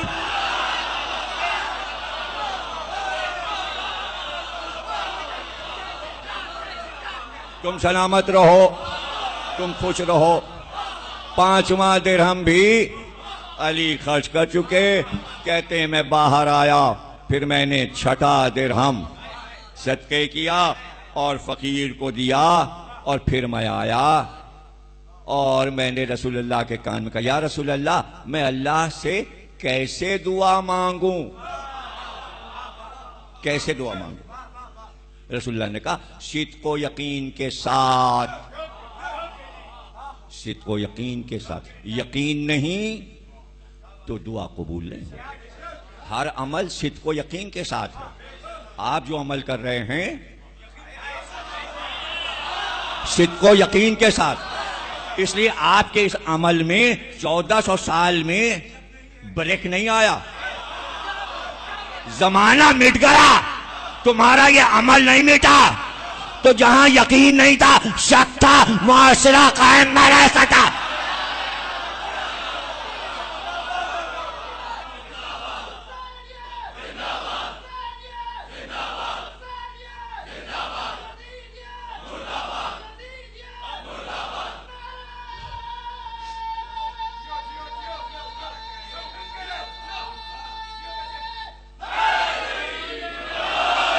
میں باہر آیا, میں نے 7واں درہم بھی صدقے کیا اور پھر مسجد میں آیا اور میں نے رسول اللہ کے کان میں چپکے سے پوچھا میں اللہ سے کیا مانگوں؟ کیا اس واقعے سے پہلے لوگوں کو پتا تھا کہ اللہ سے کیا مانگوں؟ امت کے کسی آدمی کو نہیں پتا تھا کہ اللہ سے کیا مانگنا چاہیے. اچھا لوگ کیا مانگتے ہیں؟ لوگ کیا مانگتے ہیں؟ لوگ مانگتے ہیں ہماری روزی میں ترقی ہو جائے, روٹی میں ترقی ہو جائے, مکان مل جائے, گاڑی مل جائے, بہت سارا پیسہ مل جائے. احمق ہیں جو یہ مانگتے ہیں. یہ سب تو اللہ کا وعدہ ہے کہ ہم نے پیدا کیا ہے, روٹی ہم دیں گے, رزق ہم دیں گے, پیسہ ہم دیں گے, کپڑے ہم پہنائیں گے, گاڑی ہم دیں گے, مکان ہم دیں گے. جو ہم نے تمہارے مقدر میں لکھ دیا وہ دیں گے, مانگنے کی ضرورت نہیں ہے. تو یہ تو بغیر مانگے ملتا ہے. تو علی کہہ رہے ہیں کیا مانگوں اپنے رب سے؟ یہ سب مانگنا بیکار. پیغمبروں نے یہ مانگا ہی نہیں, علی نے یہ مانگا ہی نہیں, رسول اللہ نے یہ مانگا ہی نہیں. کیا مانگیں؟ اب آج کے بعد آپ نے سن لیا ہے اگر تو پھر وہی مانگیے گا. بھائی وعدہ کریں جب بھی دعا مانگیں وہی مانگیں جو رسول اللہ نے علی سے کہا ہے. علی نے کہا اپنے رب سے کیا مانگوں؟ رسول اللہ نے کہا عافیت مانگو.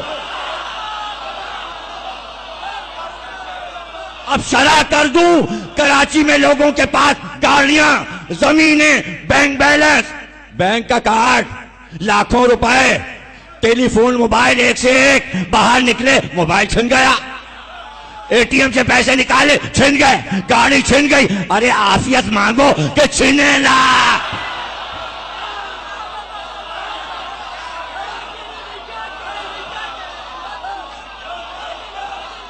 پاکستان میں کوئی عافیت بھی مانگ رہا ہے, چیزیں مانگے چلے جا رہے ہیں, اور موبائل اور موبائل. ارے اللہ سے مانگو عافیت. عافیت کا خیر و عافیت رہے.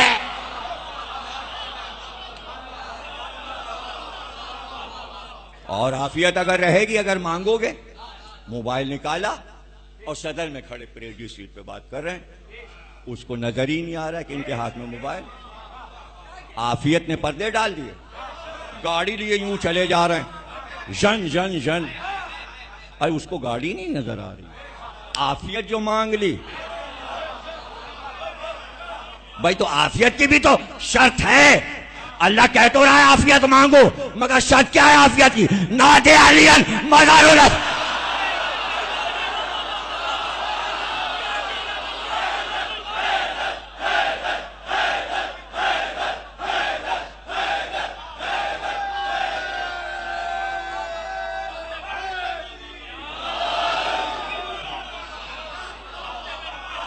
عافیت, سکون اور راحت.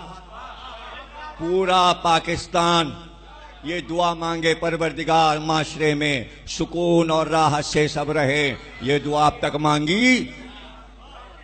پیسے مانگنے کی کیا ضرورت؟ وہ تو رب دے گا, جتنا لکھا ہے اتنا دے گا. ہم نے جس کا رزق لکھ دیا, بعض کو بعض سے فضیلت دے دی, کسی کو زیادہ دیا کسی کو کم. جس کے پاس کم ہے وہ زیادہ والے کو دے کے حسد نہ کرے, اور جسے زیادہ دیا ہے اس پر ہم نے واجب کر دیا کہ وہ غریبوں میں بانٹے. اگر بچا کے اس نے رکھا ہے تو بڑے 76 پڑیں گے, یہاں نہیں وہاں.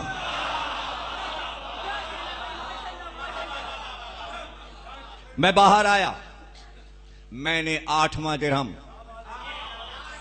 فقیر کے تو مزے آ گئے.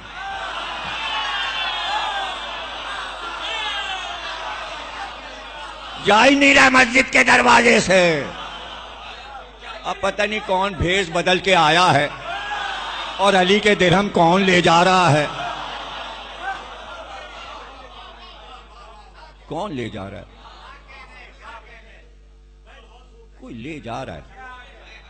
میں نے 8واں درہم بھی صدقے کیا. میں مسجد میں آیا اور میں نے رسول اللہ کے کان میں کہا, میں اپنے نفس کی نجات کے لیے کیا کروں؟ جس کا نفس اللہ خرید چکا ہو وہ کہہ رہا ہے یا رسول اللہ میں اپنے نفس کی نجات کے لیے کیا تدبیر کروں؟ رسول اللہ نے فرمایا, حلال کھاؤ اور سچ بولو. نفس محفوظ ہو گیا. میں پھر باہر آیا, میں نے 9واں درہم بھی صدقے کیا, اور پھر میں مسجد میں آیا, رسول اللہ کے پہلو میں بیٹھا.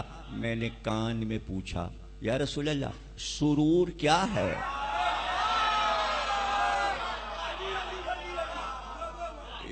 یا رسول اللہ سرور کیا ہے؟ کہا یا علی جنت. جنت سرور ہے. جنت سرور تو ہے, ملے گی کیسے؟ پتھر نے تو پہلے ہی بول دیا ہم سے پہلے, علی علی پہ جنت ملے گی تب سرور آئے گا. جو سرور, جملہ سن لو چونکہ یہ پہلے بول پڑے تو نیا نقطہ بنانا پڑا. جو سرور یہاں علی علی کہنے میں آتا ہے وہی سرور جنت میں رہ کر آئے.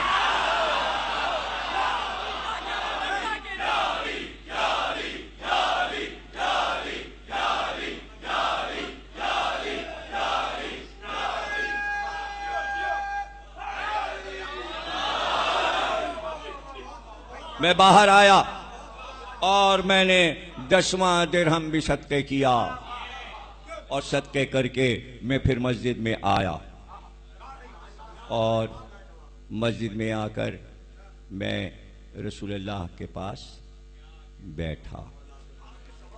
اور بیٹھنے کے بعد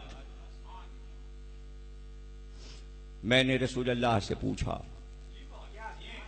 یا رسول اللہ راحت کیا ہے؟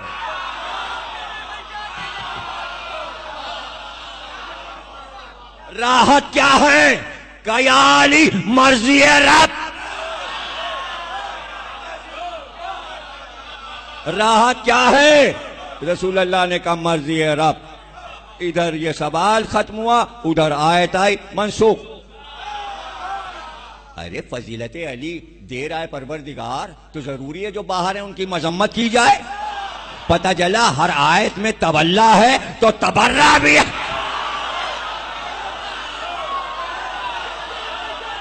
میں نہیں، اللہ یہ کر رہا ہے، یہ اللہ نے کیا۔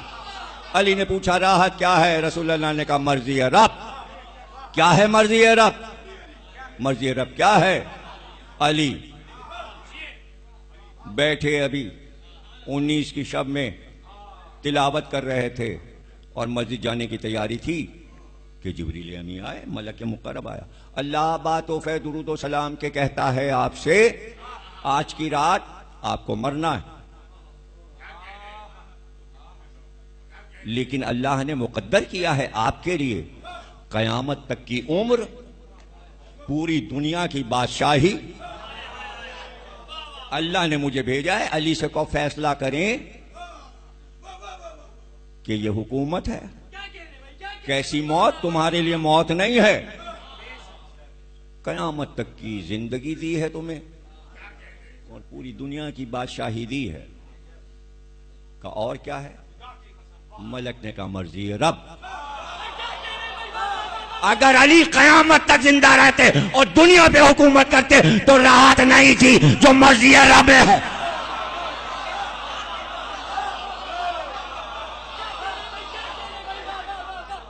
شب عاشور حسین مصلی پہ آئے، ابھی رات کی ابتدا تھی اور تسبیح و تقدیس شروع کی تھی، ملک آیا اور مصلی کے سیدھے ہاتھ پہ کھڑا ہوا کہ اللہ بات تحفہ درود و سلام کے کہتا ہے حسین کے لیے پوری دنیا کی فتوحات اور بادشاہی لکھ دی گئی، کل تم تلوار نکالو گے تو تلوار کی نوک پہ پوری دنیا کو فتح کرو گے، عرب کیا، عراق کیا، شام کیا، جہاں چاہو نکلتے جاؤ، ملک فتح ہوتے جائیں گے، اور پھر ہم اس پر حکومت کرنے کے لیے تمہاری زندگی قیامت تک کی لکھ رہے ہیں۔ حسین نے کہا اور؟ اس نے کہا مرضی رب۔ مرضی رب۔ تو اب آپ بتائیے کہ اگر آپ لوگ ہوتے مشیر حضرات تو حضرت علی سے مولا پوری دنیا کی حکومت لے لیجئے، اور پھر کون رہے گا؟ آپ ہی زندہ رہیں گے قیامت تک۔ مسئلہ راحت کا ہے، سکون کا ہے۔ اور اگر کربلا میں ہوتے مولا کل تو فتوحات ہے، اللہ مدد کرے گا، فرشتوں کے لشکر آئیں گے، آپ فتح کریں گے، حضرت عباس جنگ کریں گے، سب تو فاتح آپ کے ساتھ ہیں اور دنیا کی حکومت ہو جائے گی، قصہ ختم، یہ دنیا کہاں رہے گی، یہ دشمن کہاں رہیں گے، آپ فاتح ہو جائیں گے۔ مرضی رب، سکون، راحت۔ کیسی راحت؟ اگر ادھر کا لے لیتے تو پھر کیا ہوتا؟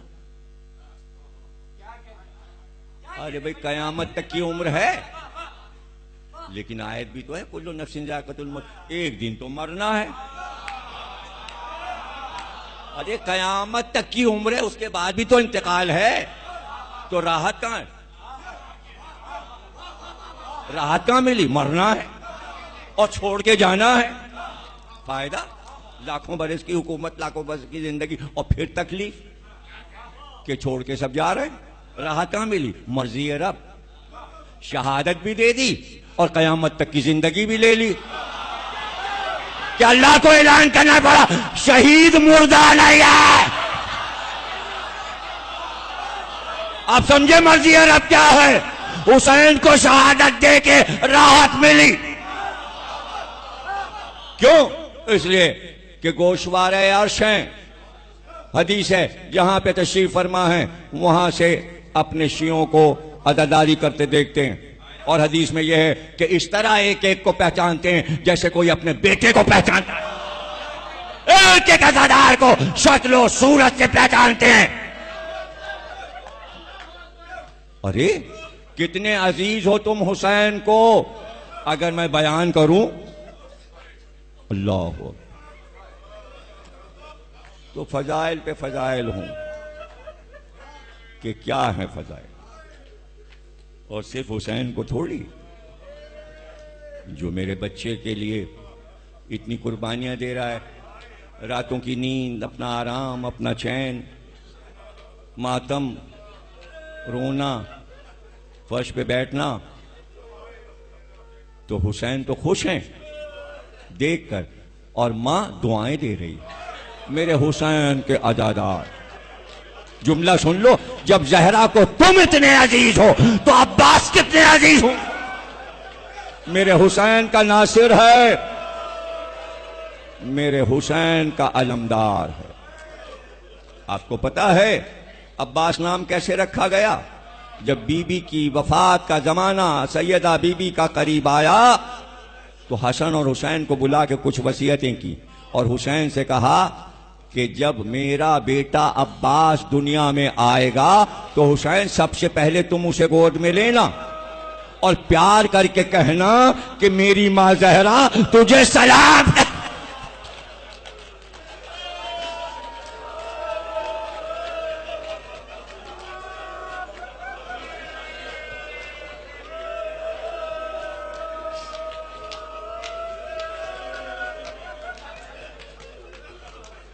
اور پھر کہا حسین کہنا زہرا تمہارا نام عباس رکھ گئی ہیں۔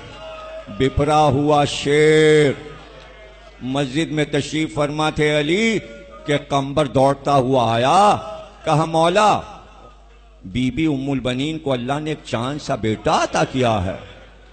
علی اٹھے مسجد میں آئے، وہاں آئے جہاں ماں اور بیٹے دونوں تھے، آتے ہی دائیں اور بائیں دیکھا میرا حسین کہاں ہے،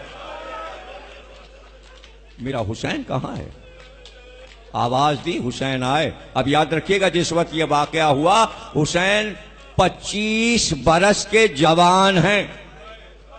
کتنی عمر ہے حسین کی؟ 25 برس کے جوان ہیں۔ ام البنین کی گود سے چاند سے بیٹے کو اٹھایا اور کہا حسین ہاتھ پھیلاؤ۔ حسین نے ہاتھ، 25 برس کے بھائی نے ہاتھ پھیلائے۔ علی نے بچے کو حسین کی گود پہ رکھا، جیسے ہی گود میں رکھا ام البنین کہنے لگی مولا علی جب سے دنیا میں آیا آنکھ ہی نہیں کھول رہا، ماں کو دیکھ ہی نہیں رہا۔ جیسے ہی حسین کی خوشبو پائی آنکھیں کھولی اور ایک بار حسین کا چہرہ دیکھا۔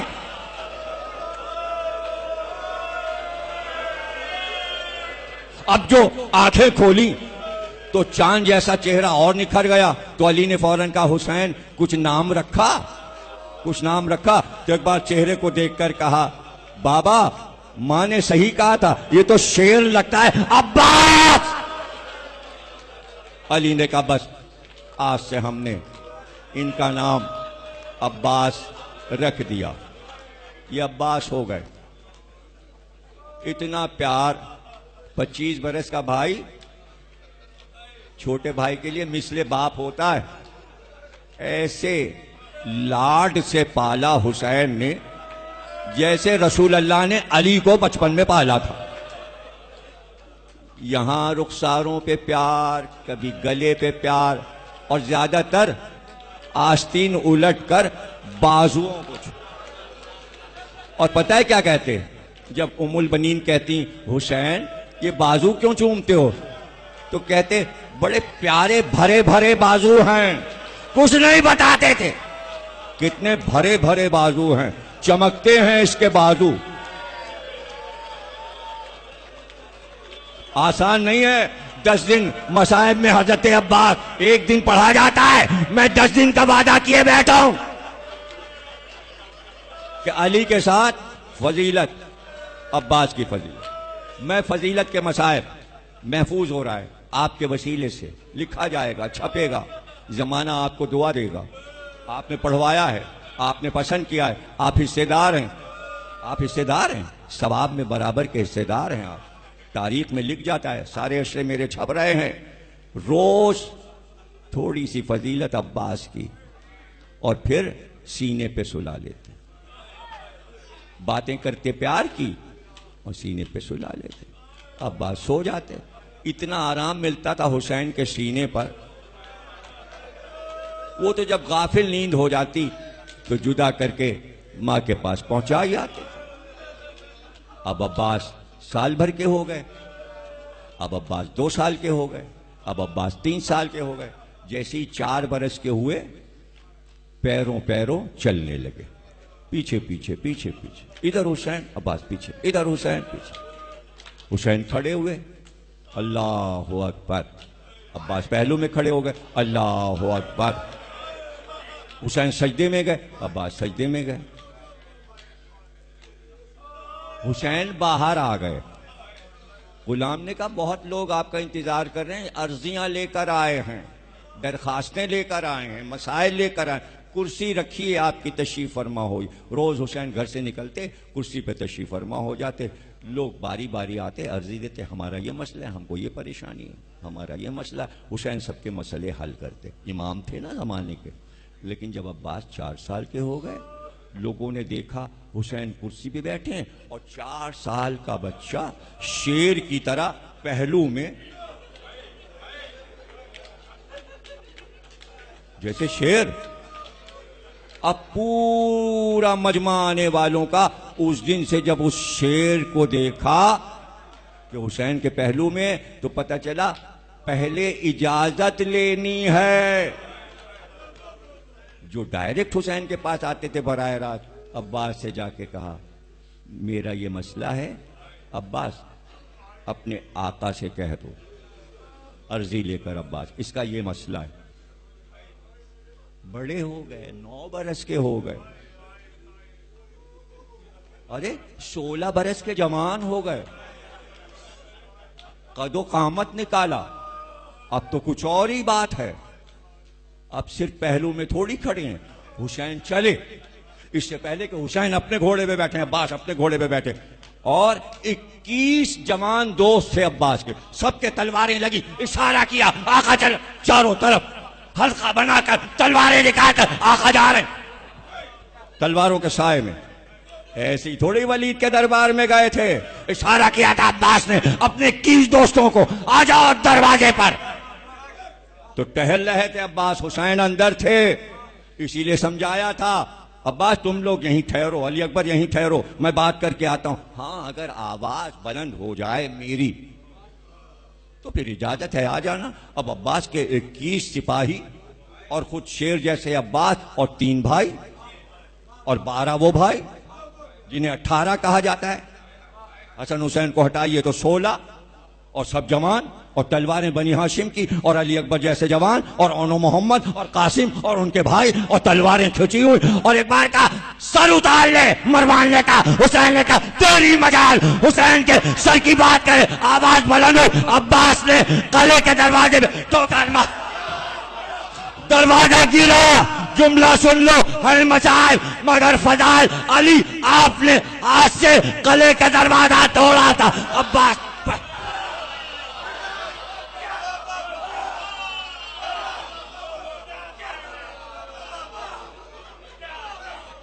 دروازہ کس کا تھا؟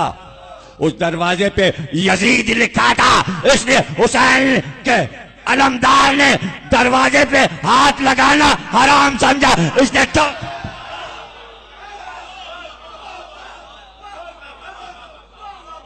یہ ہے فضیلت عباس، یہ ہے فضائل عباس۔ سینے پہ ہاتھ رکھے، بس کافی تھا۔ حسین سینے پہ ہاتھ رکھنے، جلال عباس کا رک جاتا تھا۔ یہ فقہ کی کتاب میں لکھا ہے کہ اگر غصہ آئے، کسی کو غصہ آ رہا، ایسی باتیں کہاں پاؤ گے؟ وہ فقہ والے بھی تو نہیں سناتے،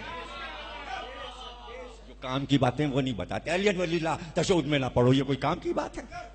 کام کی بات یہ، سامنے والے کو غصہ آئے اور آپ اس کے غصے سے بچ نہیں پا رہے، امام صادق نے فرمایا فوراً اس کو چھو لو، غصہ ختم۔ تو پھر جلال کیا ہے؟ غصہ اور ہے، جلال اور ہے۔ جلال کو سمجھنا مشکل ہے۔ جل جلالہ ذو الجلال والاکرام، وہ جلال میں آ گیا، کون چھوئے؟ اس لیے عباس کا لقب قرار پایا ذو الجلال والاکرام۔ چھوتے حسین عباس کو تھے، جلال اس کا رک جاتا تھا۔ اور سمجھو عباس اللہ کا جلال تھے، عباس جل جلالہ تھے۔ یہ تلوار نہ دے کر عباس کو روکا تھا، اللہ کے جلال کو روکا تھا، عذاب الہی کو روکا تھا۔ حسین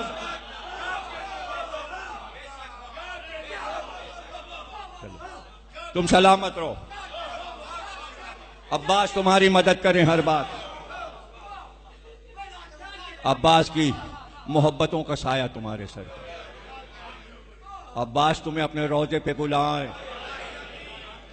تم جاؤ جلال دیکھو، آج بھی جلال ہے. دور سے روضہ دیکھو گے.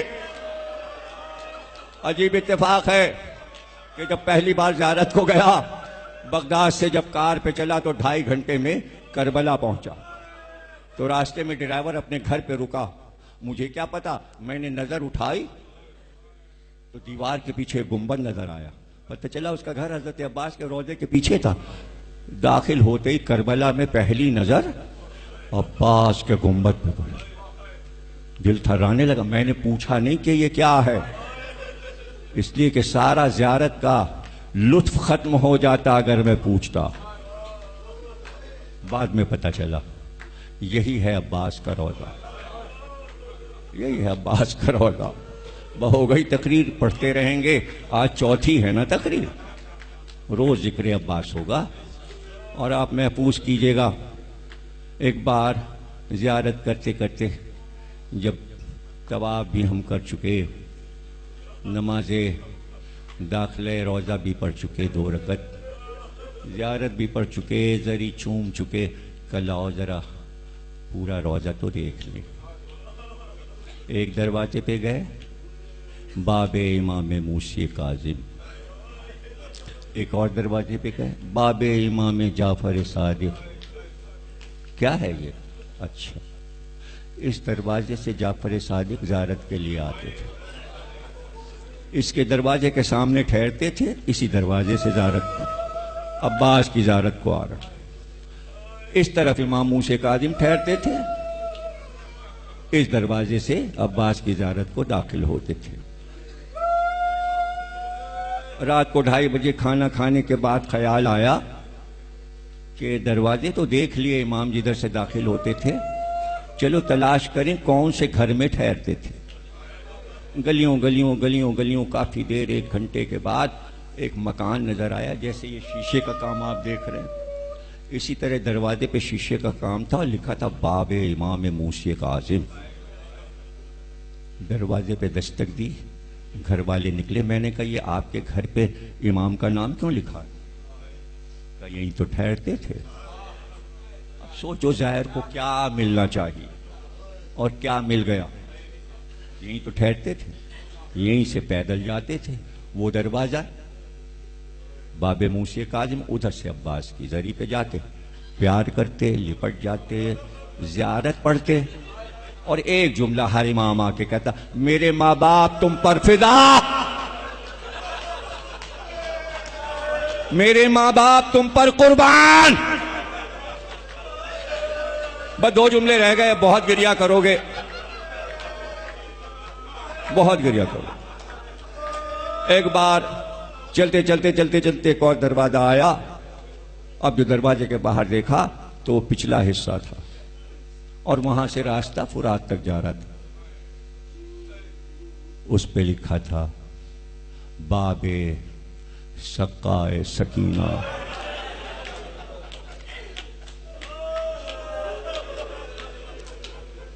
سمجھ میں بات آ گئی کہ یہ فرات کی طرف ہے دروازہ، اس لیے باب سقائے حرم لکھا ہے. حیرانی بڑھ گئی، ایک دروازے پہ جا کر لکھا تھا باب ام البنین.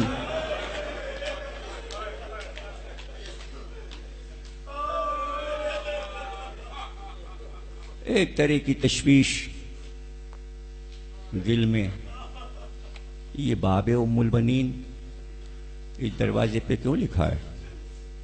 یہ بات سمجھ لیجئے کہ 95-96 میں زیارت کو گئے تھے اور 2000 میں ام البنین پہ کتاب لکھ کر چھپی. لیکن ایک دن ہوٹل سے جو نکلے زیارت کرتے ہوئے تو دیکھا فٹ پاتھ پہ ایک بزرگ کتابوں کی دکان لگائے بیٹھے ہیں. ہم بھی وہیں بیٹھ گئے. دیکھا عربی کی ایک چھوٹی سی پتلی سی کتاب پہ لکھا تھا ام البنین.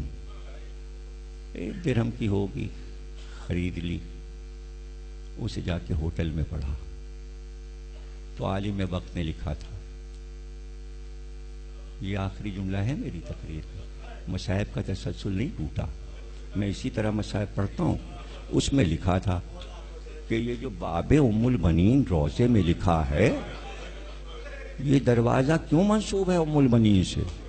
اس لیے کہ جب سید سجاد مدینے واپس آئے اور کئی مہینے گزر گئے تو ایک دن ام البنین نے کہا، بیٹا مجھے بھی کربلا دکھا لاؤ، مجھے بھی کربلا دکھا لاؤ۔ کہتے ہیں سید سجاد قافلہ بنا کر زائروں کا دادی کو لے کر کربلا پہنچے۔ روایت یہ بتاتی ہے جب اس دروازے پہ پہنچی تو سامنے بیٹے کی قبر نظر آئی، ایک بار منہ کے بل گر پڑی اور بے ہوش ہو گئی۔ دو جملے رہ گئے، بے ہوش ہو گئی، اس لیے اس کا نام ہے باب ام البنین۔ تھوڑی دیر کے بعد سب ہوش میں لائے تو ایک بار گھٹنوں کے بل چلتی ہوئی قبر عباس پہ پہنچی اور ہاتھ رکھ کر کہا، بیٹا تیری قسم میرے ہاتھ ہے، میں کھانا کھاتی ہوں، یہ بتا کہ جب تیرے ہاتھ کٹے تو گھوڑے پر سے جب گرا تو کیسے گرا، میرے لال مائی ہے، جواب دو عباس۔